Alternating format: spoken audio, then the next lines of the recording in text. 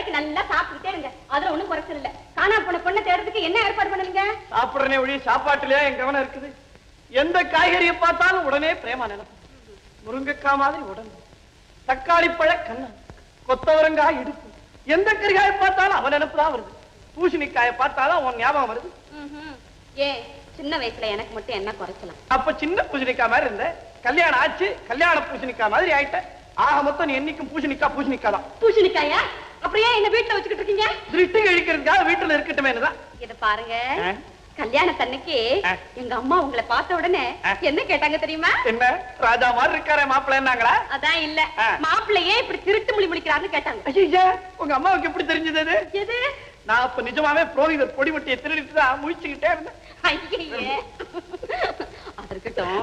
என்னங்க, உங்களை நான் ரொம்ப நாளா ஒண்ணு கேட்கணும்னு நினைச்சுக்கிட்டு இருந்தேன். என்ன முதல்ல பார்த்த உடனே என்னத்தான் கட்டிக்கன்னு ஒத்த கால்ல நின்னீங்களாமே. ஏங்க, நான் அவ்வளவு அழகாவா இருந்தேன். அப்ப எனக்கு ஒரு கால்ல கட்டி, அதனாலதான் அப்படி நின்னேன். மக்கு மக்கு அசடு. உன்னை நான் ஏன் கட்டிக்கிட்டேன் நிஜமா சொல்லிட்டமா? ஏன் கட்டிக்கிட்டீங்க? சொல்லிடுவேன். சொல்லுங்க. உன்னை பார்த்தேன், என்னடா இது இப்படி இருக்காளு, நானே அவளை கட்டி காட்டி வேற எவன்டா கட்டிக்குமான்னு யோசிச்சேன். சரிதான், நானே கட்டிக்கிட்டேன். ஐயோ பாவம், பரிதாபப்பட்டு கட்டிக்கிட்டீங்களா? சும்மா இருங்க. எப்ப பார்த்தாலும் ஏதாவது ஏடிக்க பத்தியா பேசிக்கிட்டே இருக்கீங்க. அதான் தெரியும் உங்களுக்கு. என்னங்க, பேப்பர் பாத்தீங்களா? நாளைக்கு மெட்ராஸ்ல கிரிக்கெட் மேட்ச் ஆரம்பமாகுதான். பாருங்க. பாவம், பிரேமா இந்த மேட்ச் பார்க்கணும்னு எவ்வளவு ஆசைப்பட்டுக்கிறதா தெரியுமா? என்னங்க, எனக்கு ஒரு ஐடியா.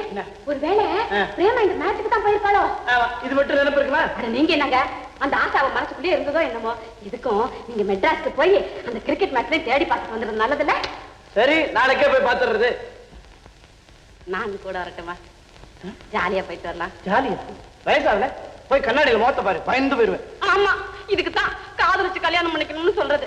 இப்ப மட்டும் என்னவா, ரெண்டு பேரும் ஹனிமூன் போயிட்டு வருவோமே. ஹனிமூன்? இந்த வயசுல ஹனிமூன் போனா சனிமூன் மாதிரி இருக்கும். ஐயோ ஐயோ, நானும் தெரியாம கேக்குறேன்.